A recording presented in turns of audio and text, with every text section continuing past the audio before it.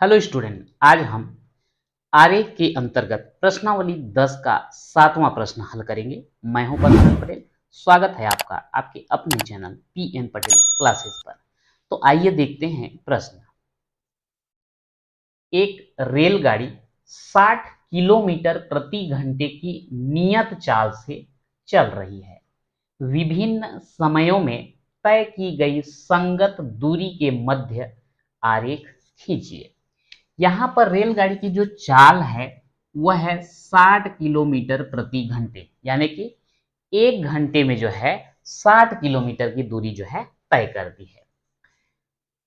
तो अगर हम अलग अलग समय ले लें तो अलग अलग समय में उसके संगत जो दूरी तय किया जाएगा उन दोनों के मध्य हमको ग्राफ खींचना है, यानी कि समय और दूरी। तो यहाँ पर जो है हम एक चार्ट बना लेंगे।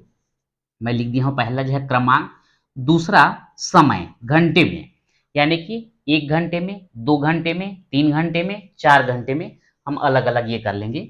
1 घंटे में कितना दूरी तय करेगा, 2 घंटे में कितना दूरी तय करेगा, 3 घंटे में कितना दूरी तय करेगा, सबको हम निकाल लेंगे और इसके हिसाब से हम यहाँ पर निर्देशांक बिंदु प्राप्त कर लेंगे। उसके बाद जो है हम समय और दूरी के मध्य जो है एक ग्राफ खींचेंगे। इसके पहले भी आप 2 क्वेश्चन में जो है ग्राफ खींचना सीख चुके हैं, फिर भी मैं इसको जो है आपको एक बार बता देता हूं। यहां पर जैसे हम सूत्र लगाते हैं, चाल बराबर दूरी बटे समय। अगर हम समय को इधर तिर्यक गुणा कर दें तो दूरी बराबर मिल जाएगा चाल गुणित समय। अब यहां पर जो है अलग अलग समय ले लेते हैं।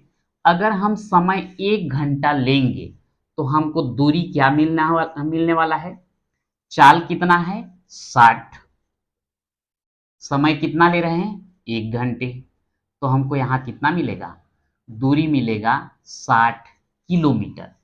अगर हम दूरी को जो है कितना ले लें, 2 घंटे ले लें, तो ये हो जाएगा 60 गुणित 2, 60 दूनी 120 किलोमीटर।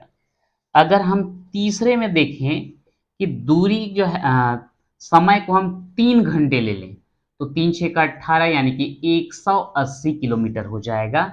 और अगर हम चौथा, यदि हम समय को 4 घंटे ले लें तो 4 शून्य शून्य और 4 6 का 24, यानी कि 240 किलोमीटर होगा। कहने का मतलब अगर हम 1 घंटे का समय लेते हैं तो 60 किलोमीटर की दूरी तय करेगा, 2 घंटा लेते हैं तो 120 किलोमीटर की दूरी तय करेगा, 3 घंटा अगर लेते हैं तो 180 किलोमीटर की दूरी तय करेगा और 4 घंटा लेने पर 240 किलोमीटर की दूरी जो है तय करती है। अब अगर हम निर्देशांक बिंदु लें, यदि हम समय को x अक्ष में लेते हैं, दूरी को y अक्ष में लेते हैं, तो इसका निर्देशांक क्या बनने वाला है, 1 60, ये बनेगा 2 120, है ना, 2 120, 3 180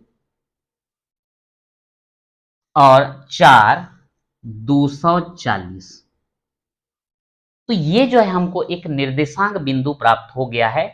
और निर्देशांक समतल जो लेंगे, x अक्ष में हम समय को लेने वाले हैं, दूरी को जो है y अक्ष में लेने वाला है और इन दोनों के बीच जो है ग्राफ खींचेंगे। अब यहाँ पर जो इसको ग्राफ में दर्शाएंगे, तो यहाँ पर जो है x अक्ष में हम ले लिए समय को घंटे में, तो ये समय घंटे में 1 2 3 4, तो ये 1 घंटा 2 घंटा 3 घंटा 4 घंटा 5 घंटा और 6 घंटा तक मैं लिख दिया हूँ। y अक्ष में हम लेने वाले हैं दूरी, जो कि किलोमीटर में रहेगा, और ये है 60 120 180 और 240। तो यहाँ पर जो है मैं लिख तो दूंगा 60 120 180 240, ठीक है। एक स्टेप मैं और लिख देता हूं, 6 5 36, यानी कि ये हो जाएगा 300। अब यहां पर जरूरी हो जाता है हमको पैमाना लिखना। पैमाना का मतलब, जैसे यहां पर एक खंड को हम 1 दर्शा रहे हैं, जबकि यहां पर एक खंड को हम 60 किलोमीटर दर्शा रहे हैं, तो ये हमको पैमाना से ही समझ में आता है कि कौन से अक्ष में कितना लिया गया है। तो 1 डिब्बा यानी कि 1 सेंटीमीटर हम लिखते हैं इसको, और ये हो जाता है आपका 1 घंटा। वाई अक्ष का अगर हम लें तो वाई अक्ष में जो है 1 सेंटीमीटर को हमने कितना लिया है यहाँ पर 60 किलोमीटर। तो इससे क्लियर हो जाता है कि हम 1 सेंटीमीटर को कितना दूरी या कितना समय जो है दर्शा रहे हैं। अब जो पॉइंट दिया गया है 1 और 60, इसको हम दर्शाते हैं। ये आपका 1 इधर ले जाएंगे, 60 इस तरफ, तो ये लगभग हमको ये पॉइंट जो है मिलने वाला है और यहाँ पर लिख देते हैं 1 और 60।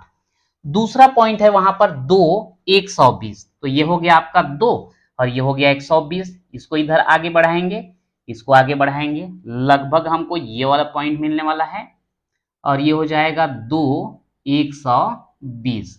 तीसरा पॉइंट है 3 180, ये आपका 3 हो गया और ये हो गया आपका 180, लगभग हमको ये पॉइंट मिलने वाला है 3 180। और चौथा है 4 240, ये आपका 4 हो गया और 240 बोलने से ये हो गया, दोनों जाके यहां पे लगभग मिलेंगे।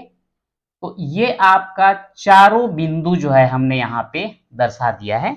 अब ये चारों बिंदुओं को आप जो है स्केल की सहायता से मिला देंगे, क्योंकि ये जो है आपको एक सरल रेखा प्राप्त होने वाला है।